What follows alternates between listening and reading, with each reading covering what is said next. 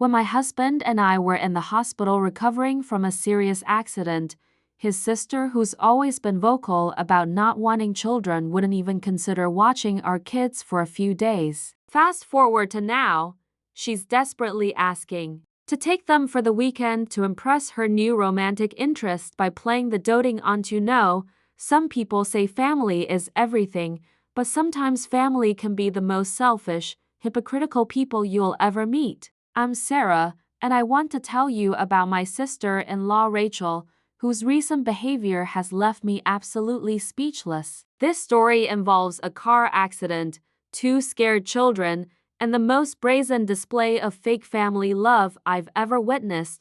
Let me start from the beginning. My husband Mark and I have been married for 7 years, and we have two beautiful children, Emma, who's 6, and little Jake, who just turned 4. Mark's sister Rachel is 32, successful in her marketing career, and has been militantly child-free since college. And when I say militantly, I mean she makes sure everyone knows it. At family gatherings, she'd roll her eyes whenever the kids got excited, she'd move to another room when they were being loud, and she'd constantly make comments about how she couldn't imagine throwing her life away for screaming little humans. Rachel never missed an opportunity to remind everyone that she chose freedom over motherhood. She'd post on social media about her expensive vacations, her designer handbags, her ability to sleep in on weekends. She made it very clear that children were not part of her life plan, and honestly, that was fine with us. Everyone has the right to choose their own path,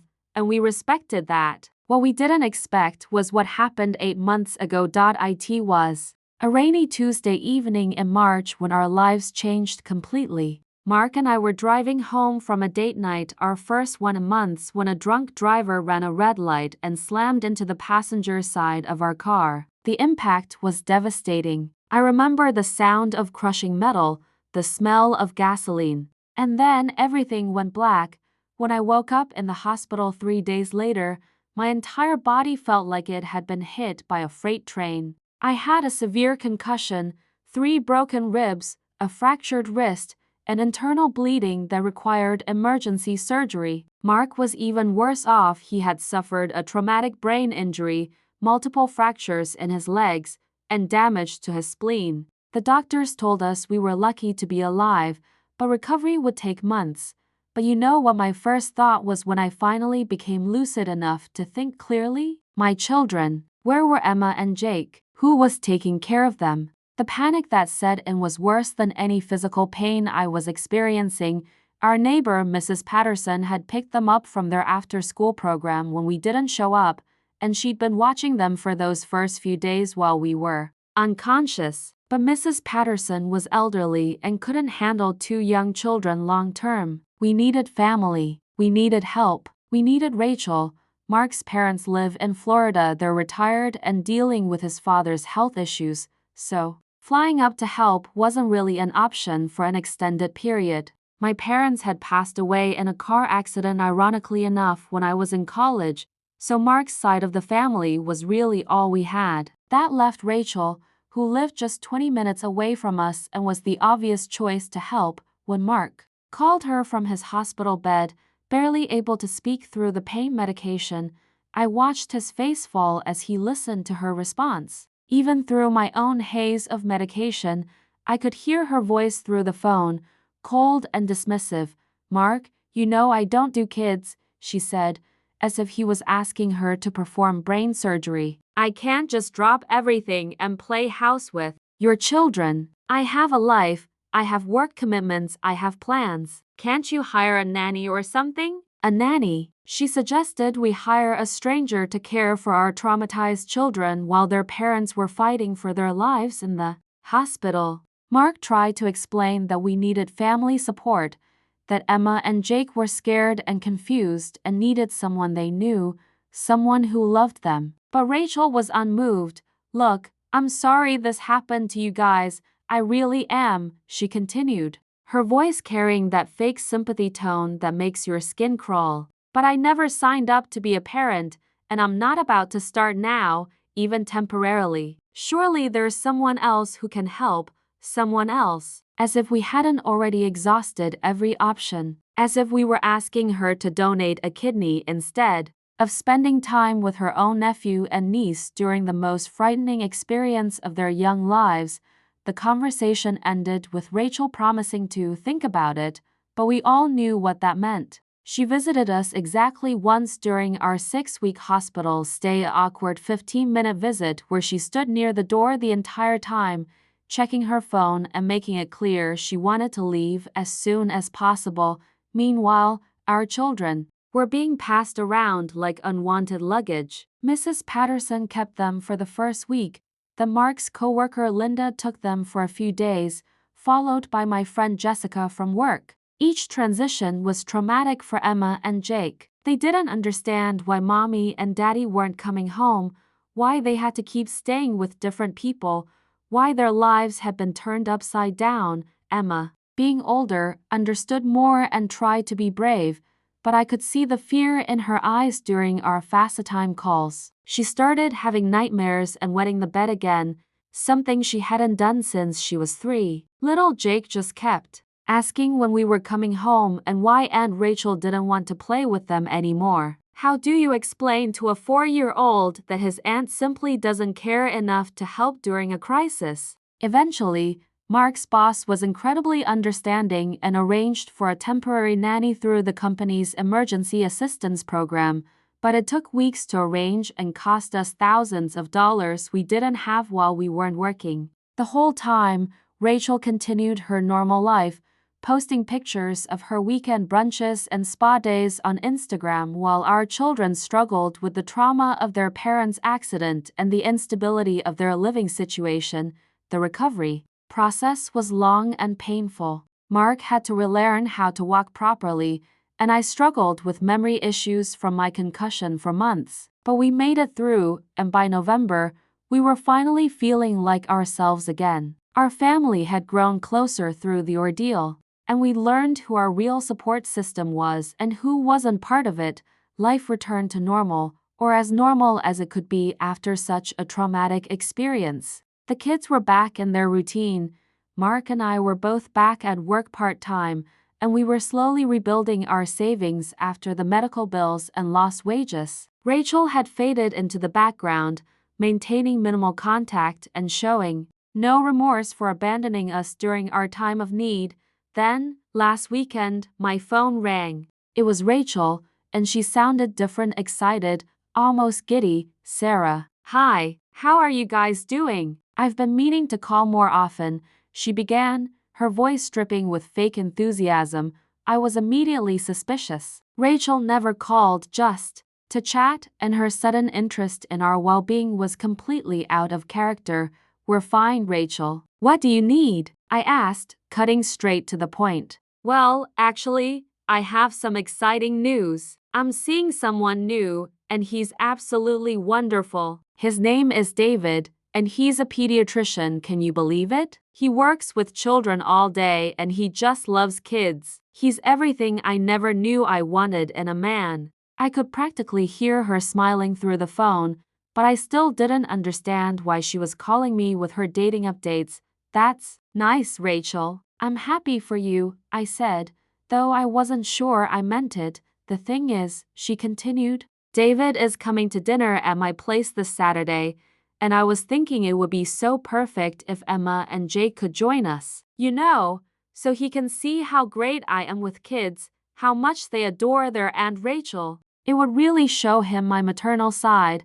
I literally sat in stunned silence for a full 30 seconds. Did she really just ask to borrow my children to impress a man? Did she actually think I would hand over Emma and Jake to help her perform some charade about being a loving aunt? "Rachel," I finally managed to say, "are you seriously asking me to let you use my children as props for your date?" "It's not like that at all," she protested, but her defensive tone told me it was exactly like that. "I just thought it would be fun for the kids to spend some time with their aunt. David loves children, and I know Emma and Jake would have a great time. We could order pizza, watch movies, make it a real family night.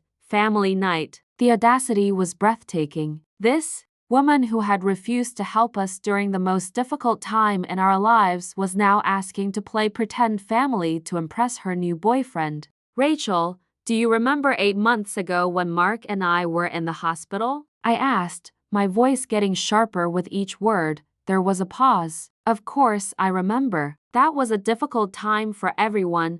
Do you remember how you refused to help with Emma and Jake? How you said you don't do kids and suggested we hire a nanny instead of asking for your help? Another pause, longer this time. Sarah, that was different. I wasn't in a place in my life where I could take on that kind of responsibility, but now you want to take them for an evening to impress your boyfriend by pretending to be the perfect aunt? I never said I was pretending anything, she said, but her voice had lost its earlier enthusiasm. I care about Emma and Jake. I've always cared about them. Really? Because your actions 8 months ago suggested otherwise. Our children needed their family, Rachel. They were scared and confused, and their aunt couldn't be bothered to help because it would interfere with her lifestyle. That's not fair, Sarah. You're twisting this around to make me look bad.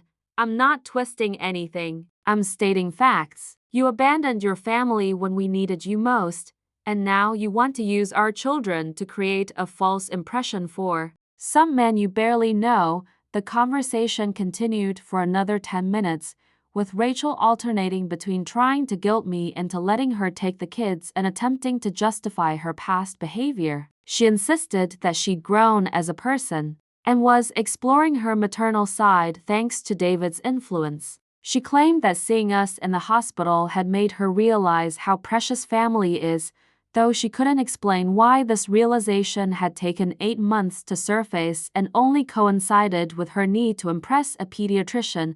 When I finally hung up, I was shaking with anger, not just at the audacity of her request, but at the complete lack of self-awareness she displayed. She genuinely seemed to believe that she could erase 8 months of indifference with one evening of playing house. Mark was just as incredulous when I told him about the conversation. She wants to borrow our kids like they're accessories, he said, running his hands through his hair in frustration. After everything that happened, we talked to Emma and Jake about it too, age appropriately of course. Emma remembered how Aunt Rachel had promised to visit them in the hospital but never did, and how she'd said she was too busy to have them stay with her. Jake, with the innocent honesty of a 4-year-old, said, "But Aunt Rachel doesn't like kids. She told me so out of the mouths of babes, right?" Rachel has called twice more since then, each time becoming more desperate and manipulative. First, she tried the guilt approach, saying that David was the one and that I was sabotaging her chance at happiness by not letting her show her family-oriented side. Then she tried bribery, offering to take the kids to Disney World if I would just let her have them for this one important evening.